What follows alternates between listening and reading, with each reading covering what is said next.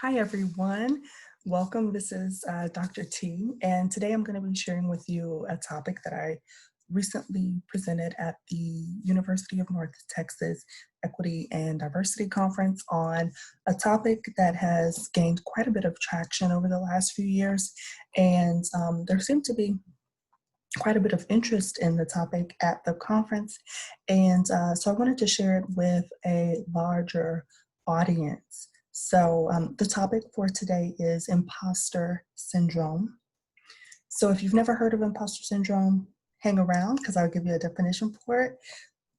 If you have heard of it and have some interest in it, hang around as well, as I hope you'll find that we'll be addressing it from an interesting perspective today.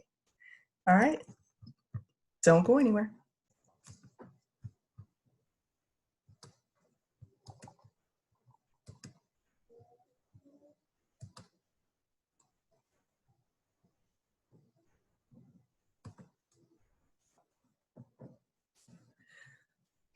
Okay, so let's get started. The title of the presentation, of course, is I Don't Belong Here.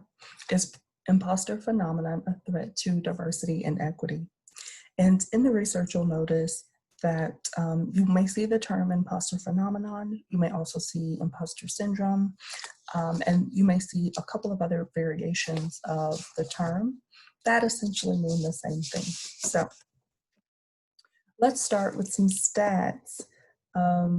Many of you will experience imposter fears or imposterism at some point in your life. And can you guess how many people in the general population may actually experience imposterism or imposter fears at some point? Just throw your guess out there, or you can put your guess in the comments.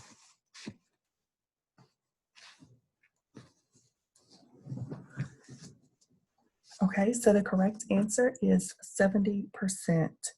How many of you got that right? Anybody?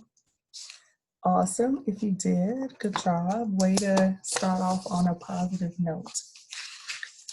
So 70% of the general population will have these feelings of I don't belong here or I can't measure up. And again, I'm going to give you a specific definition for imposter phenomenon. But just sort of speaking about it generally, fairly common, right? 7 out of 10 people will experience these thoughts and feelings at some point. So I would like to know what's driving your interest in this topic. Please feel free to share down below in the comments where your motivation or interest comes from for this topic. So on this presentation, I'll actually give you a definition, which I've alluded to a couple of times, for imposter phenomenon, explore the connection between that and identity development, examine how imposter phenomenon can bring equity and inclusion goals, and suggest some preventive measures to disrupt the impact of imposter phenomenon. Because if we're saying that, well, this is an issue, of course we want to talk about what do we do about it, right? So because I feel like this topic is very personalized in the sense of how somebody experiences imposter phenomenon is very much so connected to their identity, how they see themselves. I'm going to share some details about me and my background and how I see myself and how that has played into my experience of imposter phenomenon. So generally speaking, anybody can experience imposter phenomenon. But in my opinion, and based on the research, the effects are different, and there may be some additional complexities based on cultural identifiers that one holds. So I can only talk from my perspective as a Black cisgender woman. If you have your own experiences that are a little different, feel free to share those in the comments below. So this is me. I was a cutie pie, I know, but this is where my journey started. Initially, being born in a large urban city, moving to a smaller rural area, and having a fairly good middle class life growing up, for the most part, working class to middle class.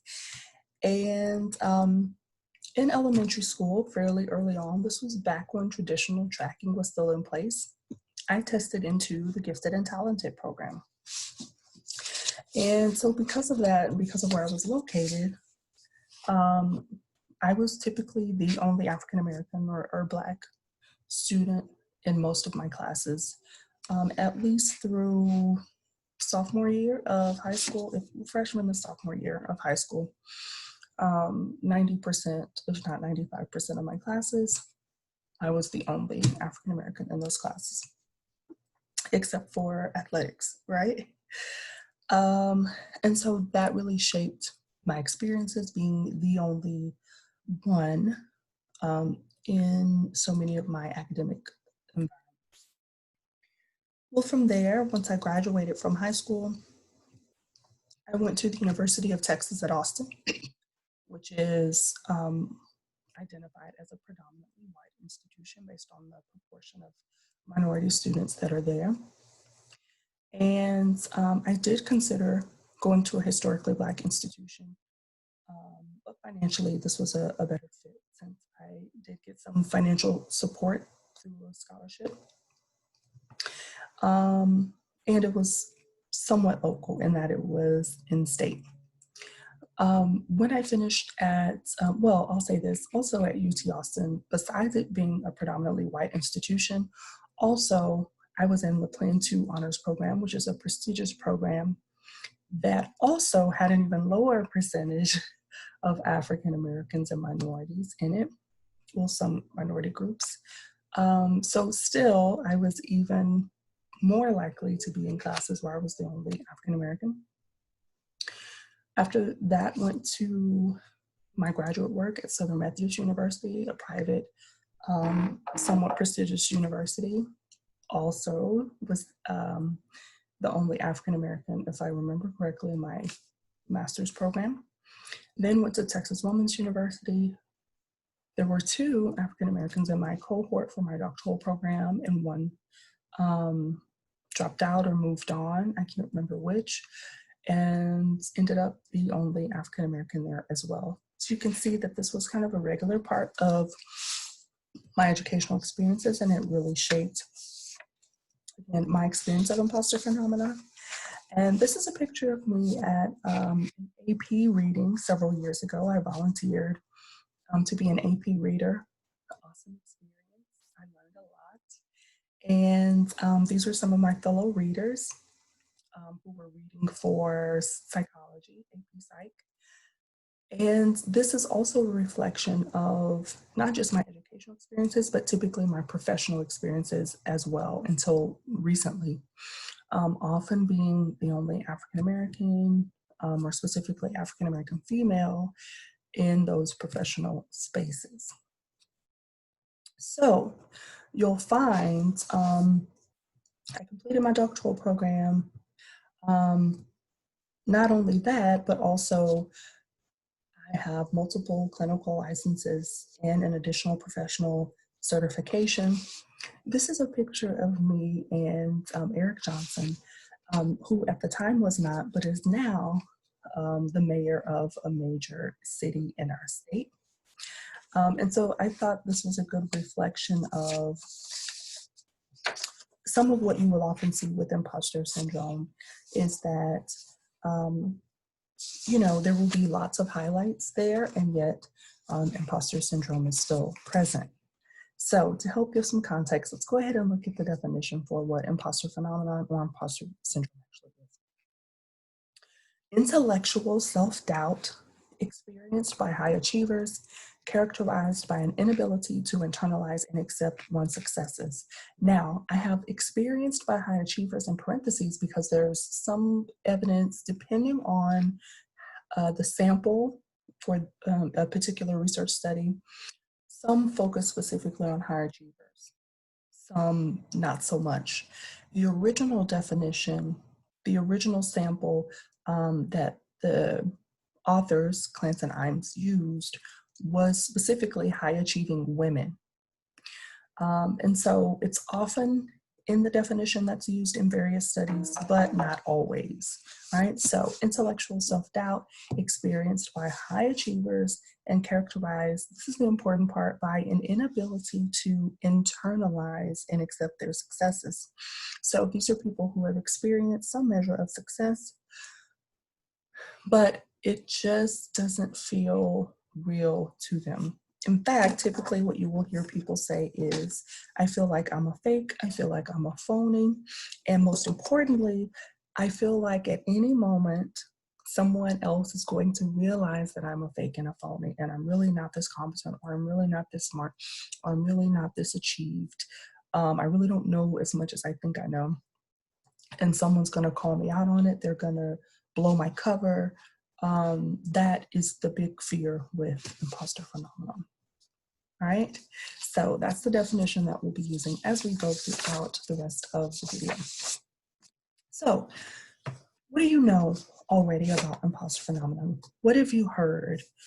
Share in the comments below what you think you already know about it, what you've heard about it, what you've experienced personally about it, because as we go through, we may be confirming some of those things, or we may be offering some new information for some of those.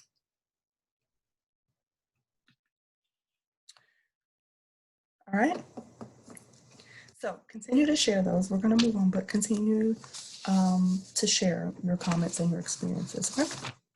So here's some of the stuff that we do know based on the research. There seems to be a link to an external locus of control. The authors, Clinton and I, specifically talk about the presence of a cycle of imposterism that can be there with imposter syndrome, an unhealthy cycle, really, where this fear that the person has causes them to either procrastinate, right? You know, they feel overwhelmed by a task or a project, so they put it off, put it off, put it off, put it off. In that case, if they procrastinate and they end up doing well on the project or test or whatever it is, they're like, oh wow, I just got lucky on that one, right? I don't know how I passed that test. It must be luck, right? That's the external locus of control. That something outside of yourself is, it gets the credit for the successes or how well you've done. The other option besides procrastination is that sometimes you'll see those with imposter syndrome will over prepare. So they type a paper, they re-edit it, they re-edit it, they re-edit it, they continue to edit it, almost to the point of they may get close to missing deadlines or even miss deadlines because they're overdoing it, right? So then in that case, again, instead of saying, hey, I'm the reason why I did well, they will say, well, it's a good thing I studied for 3 days straight, or else I wouldn't have passed that test, or I wouldn't have made an A on it had I not rewritten it 20 times, right? So they never give themselves the credit for being that smart or being that competent or being able to do that well. It's always some fluke, or the credit goes somewhere else. So that's the external locus of control. Now, you can kind of see the connection there then to perfectionism, right? Really striving for this perfectionism, this perfect product. But of course, what's ever really perfect? Particularly when someone else is either grading your work or evaluating, assessing your work, or has some subjective say in whether it's good or not, right? Also, kind of rolled up in imposter syndrome, unfortunately, is something called pluralistic ignorance.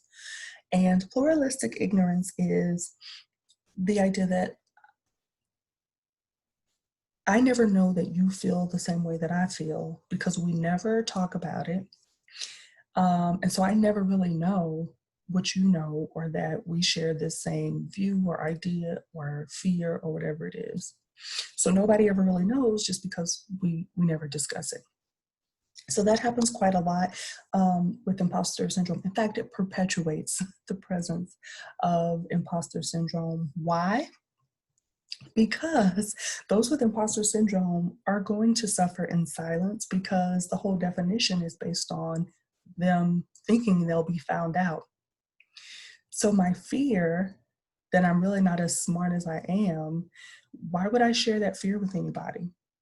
And highlight for you the fact that I'm really not as smart as I think I am, right? So it makes sense that people never really talk about that, which is interesting that it's now becoming talked about more, and you see it more in the research and on social media and things like that. So people are talking about it more, but there are still lots of folks who don't know what it is that they're experiencing, what that's called.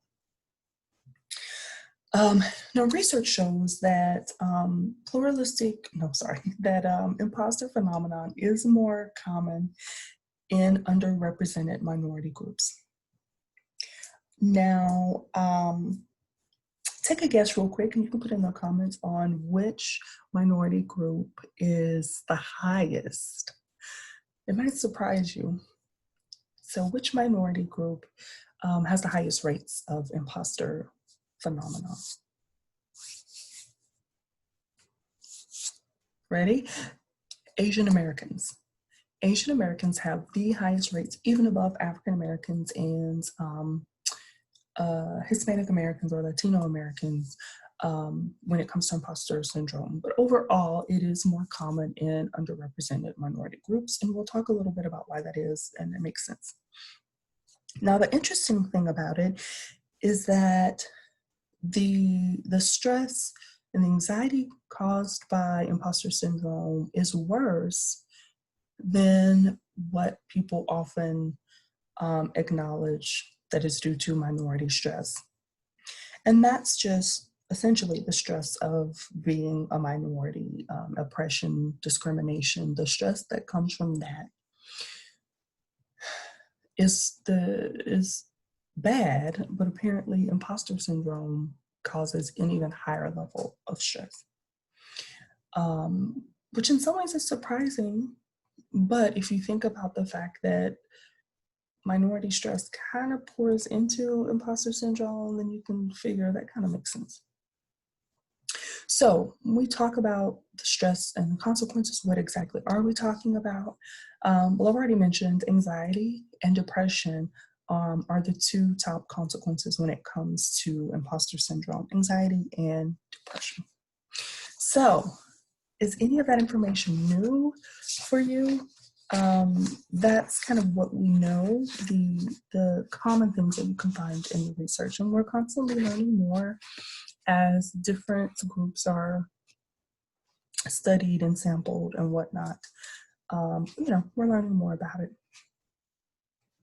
So I want you to pick one of the terms here on the slide and remember which term you picked. So professional identity, talented temp, black tax, stereotype threat, code switching, cognitive dissonance, intersectionality, or tokenism.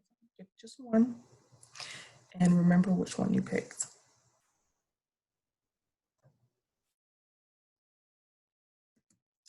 All right, now I'd like for you to take that term and consider what connection do you perceive between that term and imposter phenomenon. What connection do you think there is between the term you chose and imposter phenomenon? And I'll give you a second. You can feel free to put comments in your answer in the comments below if you would like.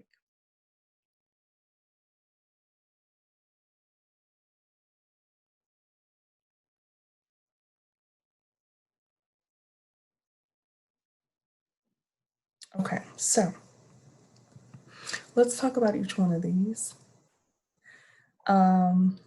Let's start with professional identity, right? So research shows that if your career or professional identity is less developed, there's a higher risk for imposter syndrome. And this makes sense, right? If you are at a place in your career where, say, you've just moved into a career, it's new, you're still learning it, things are unstable, the likelihood that you're going to feel less secure with that, it makes sense. It's a little bit higher, right? So if you move into a career area where you are less stable there, that's when your risk for imposter syndrome is higher. Now, as it relates to ethnic identity development, there's contradictory research on whether having a stronger ethnic identity increases the risk for imposter syndrome or decreases the risk for imposter syndrome. And I think the reason why there is contradictory evidence is because different types of people have been studied in relation to imposter syndrome. So different age groups, people in different career fields, different ethnic backgrounds, different levels of ethnic identity investment. So depending on how things are conceptualized for each study, you can find some different outcomes for them. So let's talk about some of these other related aspects of identity, ethnic identity specifically, that we have seen some connections to in the research. The first is something called stereotype threat. This is a fear that you will confirm a negative stereotype about your group. So hopefully you can see the connection there with imposter syndrome, right? That I'm in this environment and people expect me to perform highly, and if I don't, it reflects badly on my cultural group. And oh no, I'm gonna confirm all the bad things that they think about my cultural group if I don't perform as highly as they expect me to, right? So that's kind of what you will often see with that. Now, the talented 10th is a term that's been around a long time, over 100 years technically. So W.E.B. Du Bois talked about the need for there to be an educated Black class, that education was important for us, and that we needed education to elevate our leadership cohort in the African American community. And so he really pushed for education, higher education, in the Black community.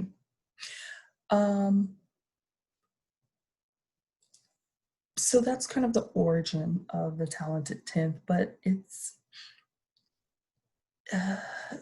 the true meaning has shifted. Well, I guess in some ways the true meaning has kind of been adapted, such that people often talk about it a little differently, even though the core meaning is still there. So the way that you may see this play out with imposter syndrome is African Americans who are overeducated. Multiple diplomas, multiple degrees, multiple awards, multiple certifications, to the point where you may say, well, how many is enough? How much is enough, right? That idea of being educated, just a basic education is not enough. We have to often feel like we need to be overeducated. And it's very much so connected to the Black tax. So again, another term that's kind of shifted. The original meaning of the Black tax was that due to oppression and discrimination, it's difficult for Black folks to get to a place of financial stability, right? That we have to support our community so much and we're oppressed so much financially, that it's hard for us to save and build generational wealth. And that negative outcome is essentially the Black tax. What you will hear people say nowadays as it relates to the Black tax is we have to work twice as hard to get just as far as other groups, right? We have to save twice as much just to get to a stable place financially, or other things in the workplace. We have to work twice as hard to get just as far. And so with imposter syndrome, you can understand that as well, how the Black tax may play out. yeah, you know, I may have achieved this and this and this, but it's still not good enough. Um, I still don't see that I've reached a certain place of value as far as other people value me or my work. Um, and I still don't know enough, right? That there is kind of a black tax on education and on knowledge, such that we have to have so much more in order to get to the same place as other cultural groups. And again, bringing that, seeing that connection with the talented 10. Um, we'll come back to intersectionality. So with code switching, the connection there is, you know, code switching involves um, changing your language, vernacular in different settings. Um, and so, you know, at a predominantly white institution compared to a historically Black institution, that our behaviors, our movements, our language will be different. With imposter syndrome, of course, there's this piece of, you know, if I'm having to fake it at work, maybe, you know, everything is fake, right? I'm having to change the way that I talk, and so it's not genuine, and I really am a phony because when I go to work, I'm totally faking it. That's not who I am. And then tokenism. Uh, being or feeling like you're the only one, that, you know, I was just hired to be because they needed a Black person or they needed a woman, can definitely impact the likelihood that you may feel like, well, maybe I'm not qualified. Maybe they only hired me because they needed somebody Black. They didn't hire me for my skills or my knowledge. And everyone else who I work with believes that I wasn't hired for my skills or knowledge, right? And then with intersectionality, just kind of speaking from my personal experience, the value that I feel like I hold in a room may vary based on whether I'm in a room full of men compared to whether I'm in a room full of whites, or a room full of whatever, right? Depending on your cultural identifiers. And so that intersectionality piece is really important. What identities do you hold? And then who are you surrounded with in various spaces, as that imposter syndrome can shift, right? Based on the identities you hold and the environments that you're in. Now, often in the research, you will hear a reference to critical identity incidents with imposter syndrome. The idea that there is something that happens that causes you to question your professional identity, question your level of knowledge, question your value. And I say question that it creates a cognitive dissonance experience. And it increases that anxiety or that fear that I'm not appreciated, I don't belong here, I don't hold value here. And so I like to share this example for me of when I got my first faculty position and I was nearing the end of my doctoral program. So I think I was past halfway done with it. And so, you know, feeling kind of confident, okay, I can do this. I'm learning more. I'm understanding things, you know, I'm able to talk the talk. And then particularly in getting this faculty position and saying, wow, this really legitimizes my knowledge base and my skills, right? And then for some reason it came up at a meeting. I think it was a research team meeting I had on campus. And one of the professors in my department was like, oh, how'd you get that job? And maybe this person meant it in the most benign way, but that's not how I heard it, and that's not how I internalized it. That particular interaction caused some cognitive dissonance for me. I was like, well, how did I get this job? Am I qualified for it? am I ready to take on a faculty position? Right? So for me, that was a critical identity incident. I say pretty early on, but yeah, just relatively speaking, I guess that it's pretty early on in my professional development. So if you have questions about any of those risk factors, leave it in the comments, all right? And I'll try to address those when I see them. So what we know from the research is that imposter phenomenon is magnified within oppressed groups. It keeps us from feeling like we deserve to be in the places that need us most. I'll say that again. It keeps us from feeling like we deserve to be in the places that need us most. And that's why it is so damaging, right? Imposter phenomenon syndrome makes us feel less than. It often makes us feel compared to some other group. And those feelings make it seem like I really don't belong here. I really don't deserve to be here. When in fact, those are exactly the places where those diverse faces, voices, bodies need to be. So let's talk about a few other connected concepts. Same as last time. Pick one of the words here, and you can probably guess where we might be going with this compared, since you already have the first reflection opportunity.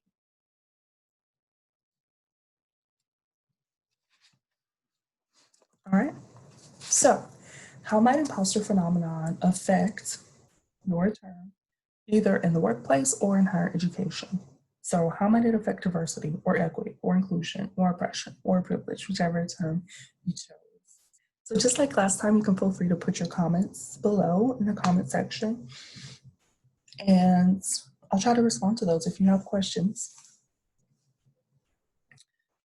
So imposter phenomenon is related to these other terms. Hopefully it's becoming a little clear after the previous list of terms that we went through. But I'll start down here with privilege. Privilege is unearned benefits, right? Things that people get that they haven't necessarily earned. And not having to experience imposter phenomenon is a type of privilege, right? Not having to have that feeling of being a phony or being a fake or being questioned or being undervalued, or questioning your value, or being asked, how did you get that job? That is privilege. That's pretty much the epitome of privilege.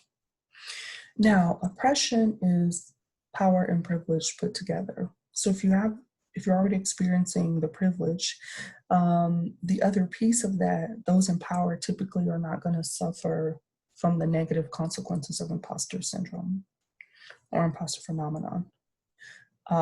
So those two things work together, oppression and privilege, to sort of protect certain groups of people from experiencing imposter phenomenon. Now, diversity, equity, and inclusion can all be impacted either negatively by imposter phenomenon, or if we address it appropriately, there can be positives as it relates to diversity, equity, and inclusion, right? If we do the work that we need to do, we can keep these things from happening. And so I'm going to go over the next couple of slides as they will give some context to those things. So if we ask ourselves, what does this look like in the workplace, right? Some of these consequences, how do they play themselves out in the workplace, and in some cases in higher education as well. So you have these high achieving, underrepresented minorities who are experiencing imposter syndrome. These are the consequences you see. You will see people who begin to disengage from the workplace or the higher education setting. They may avoid evaluative situations, right? So yearly, 6-month evaluations. Why? Because if I feel like I really don't know what I know. I'm a phony. Why would I want feedback from you about my skills or performance or knowledge when I know I'm not going to like what I hear, right? Um, they can often experience feelings of inadequacy even when they're doing well, and they may display an unhealthy pressure to succeed, again, either in the workplace or in higher education settings. So the drive to succeed is fine. It's this unhealthy pressure that leads to those negative consequences we talked about earlier: depression, anxiety. So what do these consequences here end up leading to, right? So we're going to talk about just a few. This, of course, is not a comprehensive list of all possible consequences, but just some of the common ones that you may notice as a result of imposter syndrome. So you may see delays in career advancement for those who experience imposter syndrome, where, you know, other people seem to be moving up the ladder and this person over here is not. You're, why isn't so-and-so moving up the ladder? They had such potential, right? So you may hear things like, oh, well, so-and-so just isn't a go-getter. And those kinds of things can reinforce the imposterism, right? That you begin to see these other people moving up into other positions or moving around, and you're like, I knew I couldn't do it, right? Everyone else is getting promotions and I'm not. Now, some of these other things you'll see are connected to that. So there's a lower likelihood of folks with imposter phenomenon taking risk. They don't want to take risk because why would you take a risk if you don't think you can be successful, right, in doing so? And if you don't want to fail, because then that will reinforce these negative stereotypes, you're going to try to take it easy, not pushing buttons, not overstep anything, right? And that can be one of the reasons why there are these delays in career advancement. Because the people who are advancing often are the ones who are willing to challenge themselves in new ways, but you don't have the safety and security to do that when you have imposter syndrome. And so when you develop imposter syndrome. And so, you know, it's kind of this self-defeating cycle. There may also be a higher risk of turnover.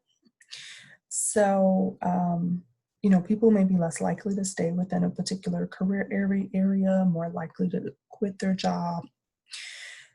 And here's what often happens, right? So you talk about, oh, they were a minority hire and things of that sort, diversity hire, sorry. And so let's say Joe was the only Black guy in his department and he's experiencing all these things. And so he leaves. What kinds of things do people say when he leaves? That's why we don't like making those diversity hires. They never stay long. They never live up to the potential that they said, you know, what they said they could do, right? So again, reinforcing those negative stereotypes is the fear all along of some of these folks. And then it happens, right? When they become overwhelmed by the consequences. There may be just in general lower job performance, the procrastination, the perfectionism, the less risk-taking, right? All of those things can lead to lower job performance. There can be a higher risk of burnout. And how can you perform your best when you're burnout? We can't, right? And then there can be a tendency for self-defeat, as I mentioned earlier, or this self-fulfilling prophecy. I knew I couldn't make it. I knew I wouldn't be able to do well. I knew I wasn't going to live up to my potential. I knew I wasn't going to like this company, all kinds of things that then end up happening because of these other consequences that are a little bit more complex than we make them. Now, here's the other difficult piece to this puzzle. Non-minorities may misdiagnose these situations. So they see all of these things, the delays in the career advancement, less risk-taking, more likely to burn out and leave. And often people are going to misdiagnose what happened here. and they're unsure how to help, right? So they'll say things like, oh, they never stay long, or so-and-so isn't a go-getter, when that really isn't the core of the issue. And so they're going to blame the problems on that person, not knowing that the system really wasn't set up for inclusion or equity, and wasn't set up to support people who might be most likely to experience imposter phenomenon either. But that the way that their workplaces function are perpetuating the imposter phenomenon. So again, it's this very difficult cycle that we may run into. Now, here's what sometimes happens. In looking for solutions, one, we may try to address the situation very superficially, right? Remember I said the situations can be misdiagnosed, and often non-minorities aren't sure how to address it. So they may try to just ignore the differences, the problems, mainly the differences, right? Okay, well, we have a Black guy. We're just not going to treat him as a Black guy. And hey, you're just in here with everybody else. Maybe, I think that'll fix it, right? We don't want you to feel different. But does that really work? No, that's kind of a superficial approach. Patricia Devine, who's a psych professor and director of something called the Prejudice Lab, she tries to highlight this common attempt at solutions that people try to make. In reality, we can't ignore the differential impact for minorities and non-minorities in the workplace. Well, we can try to ignore it, but the data is pretty clear. So Dr. Devine sort of describes it in this way, as you can see on the slide. Humans see things like age, gender, skin color. That is vision, right? We can see those things in the world around us. Not a big deal. Now, we tend to have associations with those categories of things like age, gender, and skin color. Those associations that we make, that's culture, right? The things that we think about age differences, or the things that we think about gender differences. And she says culture, I'll say socialization, right? We're taught to have those particular associations between concepts and their meaning. It is what it is, right? Now, we often will use those associations that we've been taught to make judgments about people. That is habit. Now, unfortunately, we begin to do a lot of these things without even thinking about it. It becomes so second nature. That's what a habit is. So the key is not to ignore it, but in fact to become more intentional so we can begin to break some habits. That makes sense? All right, so let's talk about one way that you can look at this and possibly address it. So there's a book called The 5 Dysfunctions of a Team by Patrick Lencioni. I've put the information there for you. According to his theory in the book, organizations will tend toward dysfunction. Like that's their natural pattern if we're not intentional about focusing on creating effective function. Like you're automatically going to tend towards dysfunction. So similar to the previous slide, due to socialization, we're going to tend towards these habits, right? And making these associations unless we intentionally do something different. So according to Lencioni in his book, these are the 5 dysfunctions listed on the pyramid. You start at the bottom and work your way up because, of course, it starts with a firm foundation. So he said the dysfunctions start with the absence of trust. So once trust is gone or dissolved, it leads to the next dysfunction, which is a fear of conflict. So because I don't trust you, I'm afraid to disagree with you because I'm not sure what's going to happen when we disagree. I don't trust that you have my best intentions in mind, right? Now, once we have that fear of conflict, that can lead to a fear of commitment. So because when it comes to, making collective decisions as a part of a team, because I have this fear of conflict, we never really talked things through enough to share dissenting opinions, our real true ideas about things. And so that leads to us agreeing to things that we don't really agree with. So there's a lack of commitment to the things that we agree to. So then that leads to an avoidance of accountability. Because no one really committed to it, no one holds each other accountable for it either. And so then there's an inattention to results at the end, that everything's pretty much falling apart and nobody's paying attention to it because no one's holding each other accountable for any of the outcomes. So that's kind of what happens. In a typical team, according to Lencioni, if we don't start by building trust and then kind of work our way up from there, but specifically if we don't focus on creating function, right? If we aren't intentional about that, we'll tend towards these dysfunctions. So the solutions then, according to Lencioni, are to go first as far as building trust, to mine for conflict, to force clarity and closure, confront difficult issues, and focus on collective outcomes. Now, what does that mean? Going first is really about just building trust. Going first means the leader or leaders have to be vulnerable, have to be honest, have to model the way, to quote Brene Brown. And that's how you reestablish that trust at the foundation.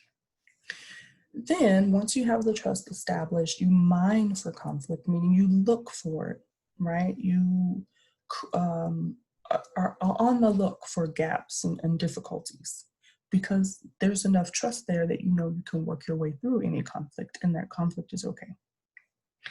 Then, once you've identified those conflicts, you're going to force a sense of clarity, understanding, mutual understanding, and win-win conflicts, so that you can get to closure, right? That closure is important. We can have differing opinions, but eventually we've got to get to some sort of closure on those issues.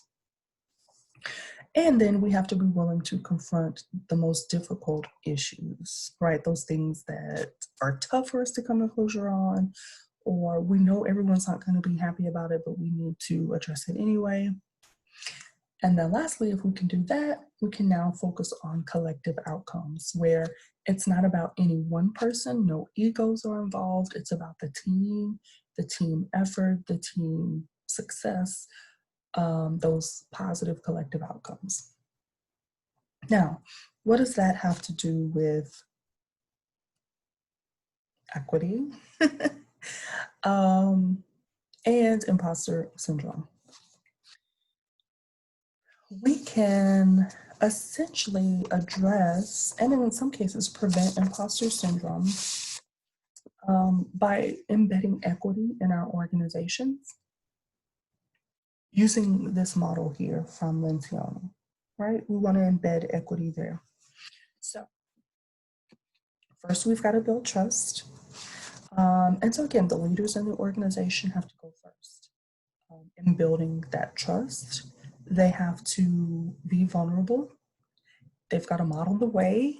The leaders need to acknowledge their own biases and their own stereotypes and encourage their team members to do the same. And that's how you build that foundation of trust related to equity. Number two, the mining for conflict is look for growth areas, right? Look for areas where there's bias. Look for opportunities to engage in a healthy debate about your differences, but also to celebrate differences. So you don't want to take a colorblind approach. You want to identify those differences and celebrate them.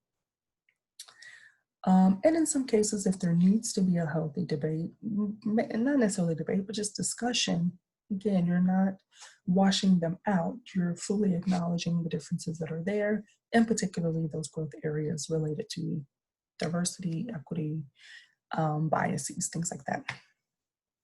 So then the next step, hopefully you can get to, is forcing that clarity and closure. That is committing to acceptance of differences, because we know that we're going to have differences. Eventually, we've got to get to a place where we commit to accept that. You're Christian, I'm Muslim. We may never have the same core religious beliefs, but I can accept the fact that you value yours, and you can accept the fact that I value mine, right? So commit to that acceptance, but also commit to inclusion, and get that buy-in from all within your organization for inclusion. Step 4 is providing accountability and affirmation. So hold your employees accountable for that inclusion, have courageous conversations around inclusion, and provide cultural affirmation to various members of your organization. And then lastly, focus on collective success through inclusion, meaning use inclusion as a barometer for your success, right? That is very important. That if we have not created an inclusive environment, we're not done. And of course, you're never going to be done, but you could get close, because we're not requiring you to know everything about every group. But you should care about your workplace dynamics. You should care about how your employees are feeling, and have a willingness to express some cultural humility with your employees. So, in looking at these solutions and possible preventions, what would these look like for your organization, right? Because I gave you some generalities, but I'd like for you to offer up some specifics about what it would look like in your organization, and put those below in the comments so that others can read and benefit from your ideas. And then if you have any questions about the model or the recommendations, you can put those in the comments as well. Now, if you'd like to reach out directly about any of this information, feel free to do so. There are multiple ways there. Reach out and ask questions if you have additional questions or need additional clarification, or even if you disagree and have some different ideas, let me know. Also, if there was something specific you hoped you would get out of this information that you did not receive, you can let me know that, and maybe there will be a follow-up, or I may just reach out to you directly to provide that information. Hopefully you felt like you got something useful, learned something, enjoyed this unique connection into talking about imposter syndrome and equity in organizations.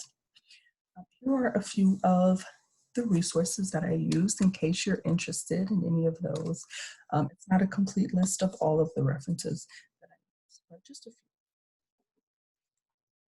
All right, and hopefully I will see you all soon in a future video, or I'll hear from you using one of the methods that I listed just a minute ago.